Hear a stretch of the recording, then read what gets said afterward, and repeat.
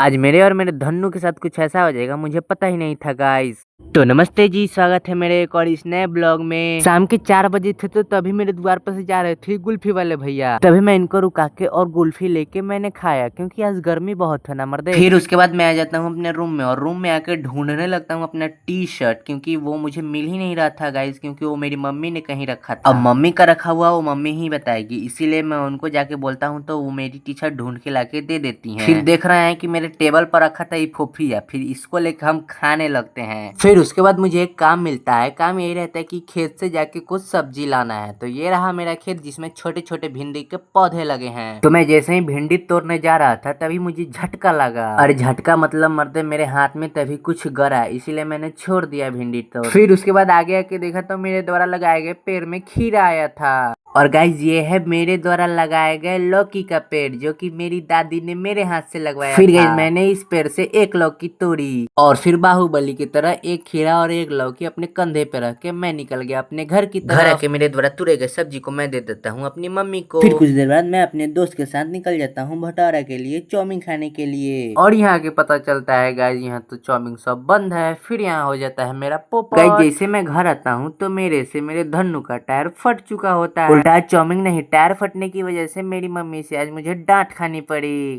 तो ठीक है, मिलते हैं नेक्स्ट ब्लॉग में। पसंद आया तो like share follow, bye bye.